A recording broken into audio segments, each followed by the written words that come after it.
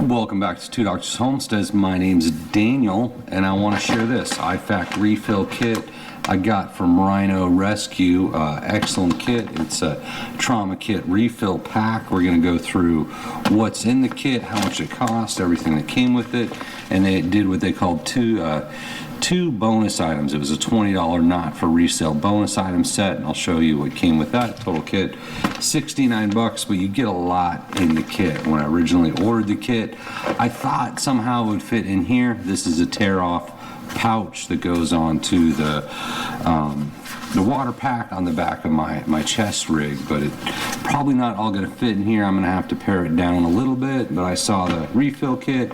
I've got the pouch, the hydration goes on the hydration pack on the plate carrier. We'll pare it down a little bit, right? I don't think it's all going to fit in there, but that's a good thing. It's nice when you order something and you're pleasantly surprised by what you get instead of the opposite. So we're going to bust it open. We'll go through what's in the IFAC refill kit. Something kind of interesting is I just finished reading the Pipe Hitter's Guide to Crushing the Coming Societal Breakdown, which is a good book. Made a video on it, recommend the book. In it, he talks about blowout kits and trauma medicine, so reading through that, seeing what he recommended, I was going to put together a kit to do a video on just to talk through the different items. Then somehow magically I'm on social media and they show this kit. It actually has everything and more that he recommends. So kind of cool, kind of, you know, maybe social media was reading my mind on that, but I want to talk through from the Pipe Hitter's Guide some of the key items that he recommends, and then we'll open the kit and look through what's in the kit. So he talks about the big three life-threatening injuries. First one being major hemorrhage, which is bleeding from a limb. If a patient loses 15 to 20% of the total blood volume, specific volume in each person, they'll go into hypovolemic shock. And then if you lose 40% of total blood volume, you have things like organ failure, and it's irreversible shock, right? You can't come back from irreversible shock. Next to the big three is loss of airway, right? Conscious patients that are screaming in pain have an airway. That's good news. Unconscious patients that are the highest risk of death from a blocked airway. Basic rule is that every unconscious patient gets airway treatment. And when we did the video with Army Nurse, good friend of mine, Jason, came out. We went through some first aid supplies, went through some first aid advice, and we looked at the airway, right? Airway was one of the items. The next one is tension pneumothorax. TPX occurs when a lung has been compromised and air begins to fill up in the pleural space. Think of your chest as a closed space with two balloons inside your lungs. If one of the balloons has a hole and leaks, the air gets into the chest space, but has nowhere to go. If too much air gets into the space, pressure builds up and pushes on the heart, which is in the center. The heart does not like that, too much pressure, and the heart will say, blanket, I'm done. And that's the book, right? I'm not going to throw that in the video. You need your heart to work properly, so tension pneumothorax can occur due to an external puncture wound, bullet or stabbing or fragmentation that's come from the outside, put a hole in the lung. TPEX can also occur from a broken rib that punctures the lung. In that case, the external chest is attacked, but the internal is compromised. So those he has the big three. We're kind of pushing the book and the first aid kit at the same time. But in the book, he lists out a blowout kit. As I said, I was going to put one together after reading the book and show it and walk through it. But you go on social media, they have a way of reading your mind. Here's basically the kit right here, right? So we'll go through it. So number one, tourniquet, right? If you have a puncture wound in a limb, you don't want to bleed out, right? So tourniquet is essential to stop bleeding. Important to use there, right? Not too much more to say on that. Pressure dressings, once again, if there's holes in something other than limbs, you need to apply pressure. You need to do a pressure dressing. Nasopharyngeal airway. So when we did the videos with Army Nurse, we looked at the nasopharyngeal airway, the NPA, and I've got a set of the NPA gauges.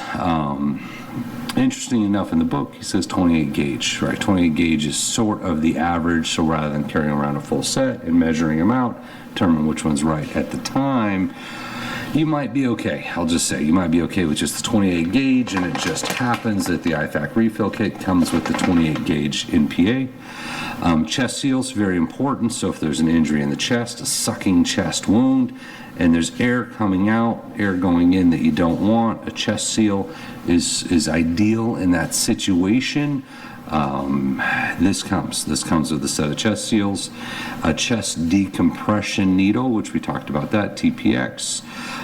If there's tension in monothorax, if there's air out in your chest that's not in your lungs, it's seeping out, you need to release that air, right? So tension in monothorax, TPX needle would help you out with that, right? I think you had a couple other items. No, we'll just go with that for now. So that is the Pipe Hitter's Guide. That's the kit he recommended. Let's talk about the Rhino Rescue Kit before we open it up. So it was $69. I think it was free shipping. Came with 2 bonus items we'll get into, and I think you do the math, there's a lot more than $69 worth of gear in here. I think it was on sale.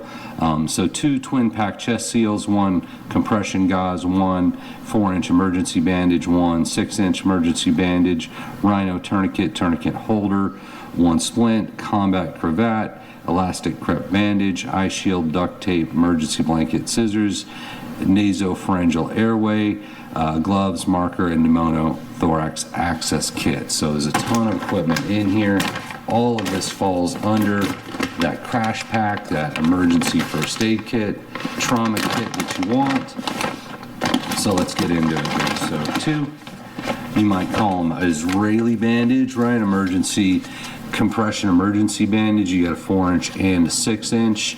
Just depends on the size of the area you're putting them on. Doesn't necessarily have to be a limb. Can go on a lot of places.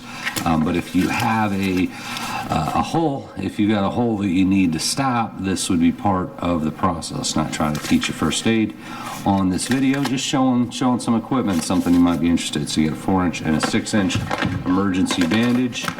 Combat tape, it's duct tape. Combat tape, right? A little bit of duct tape can be useful in a lot of situations. So you get a little duct tape in there. See, first aid manual. This is always a good idea. You got your TCC card. You start tracking injuries, treatments, do a little triage, and it has some basic first aid stuff in the guide. Tourniquet, important to know how to use. Actual instructions on how to do a chest seal. You've got your emergency bandage, splint application, compressed gauze, elastic crepe bandage. Get that in here. I'm just wondering how far they go. Nasal airway, so you got instructions on doing the NPA. If you have a penetrating eye injury, burn and scald, external bleeding, sprain and strains, performing CPR, emergency blanket, hand dislocation. So a lot of great information. You keep them with your first aid kit. You know, you might be in a panic, you might not be thinking. You want to take a look at that. Certainly I would recommend you do what you can to learn as much about first aid as possible. Find a class, something like that. But we keep going. I went down a rabbit hole there. Splint, certainly useful to have. You sprain your ankle and you're out. It's no fun walking around on a sprained ankle, anything like that. So splint is always a good idea to have. Chest seal, vented chest seal. I mean, you can buy these separately. Has little instructions on the back, but if you happen to have a sucking chest wound, if somehow you find a hole in the chest, maybe not yourself, maybe someone else, you're going to want something like this to stop the air from going in and out where it's not supposed to.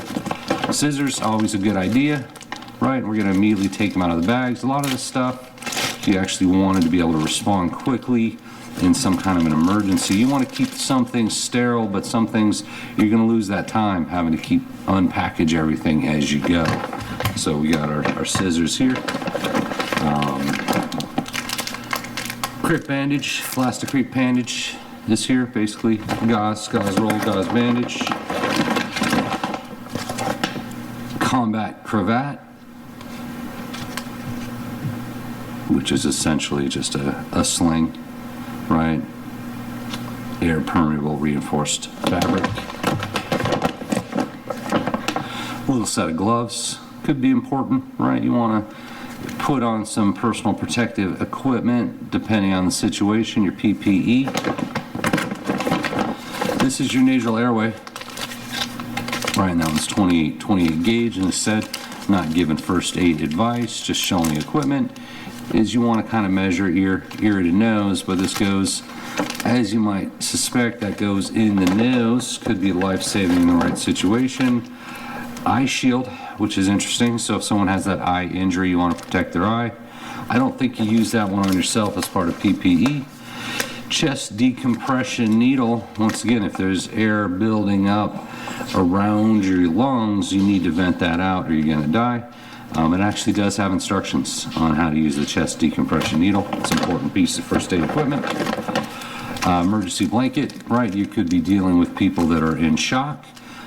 So an emergency blanket, certainly a good part of your first aid kit, or really any survival kit. We have compressed gauze. If you have a hole somewhere that it's not supposed to be, you're going to want to put compressed gauze in it, start packing the wound, treat the wound, stop the bleeding. Lubricating jelly, this goes with the nasal airway. Lube it up a little bit, right, before you jam that down the nose. And then here's the tourniquet. It's actually, didn't know, wasn't sure on the tourniquet. It comes with a tourniquet pouch. Keep it on your gear. Right, you want to be able to quick access, and once again, with things like the scissors, tourniquet doesn't have to be sterile. In fact, you want it easy to get to. First thing you're going to want to do with any tourniquet is get it out of the package, and you're going to want to make sure it's prepped quick and easy to access. Right, you don't want to spend a lot of time getting your tourniquet ready if you're in a situation where you actually have to use a tourniquet. So that's a little bit better where it's at. And something that's nice with this tourniquet is it actually comes with a marker. Right, comes a little marker in here. Idea being is it's got a label on it. If you do have to apply a tourniquet to a wound, you need to keep track of time, how long it's been on there, because you're going to end up in a situation where you have blood dying, right? You're not going to have the blood flow. It stops the blow. The blood's captured in your limb, so you want to keep track of that. So you write your time down. Tourniquets can't stay on there forever, so it's kind of nice. Comes with a marker, comes with a tourniquet. Got that there. So that's a standard kit they gave for 69 bucks. A lot of great equipment there. To show you the two bonus items. They call them not for sale bonus items.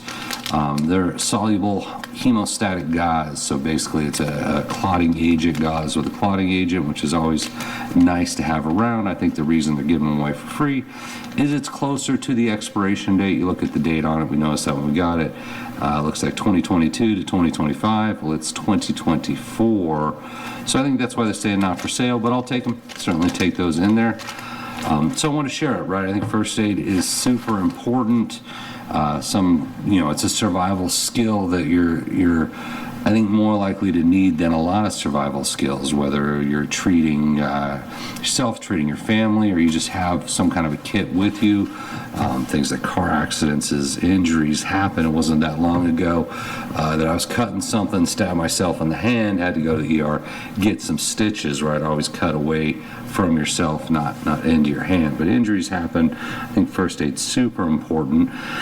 And it's good to have a good kit, and as far as I can tell, this feels like a pretty good kit, right? Feels like pretty good quality equipment. So total thank you to Rhino Rescue. As I said, it's not a paid promotion on Rhino Rescue or Pipe Hitter's Guide. I just thought it was interesting that the two seem to roll together pretty well at the same time. So hope that helps out. As always, thank you for watching, and we appreciate you.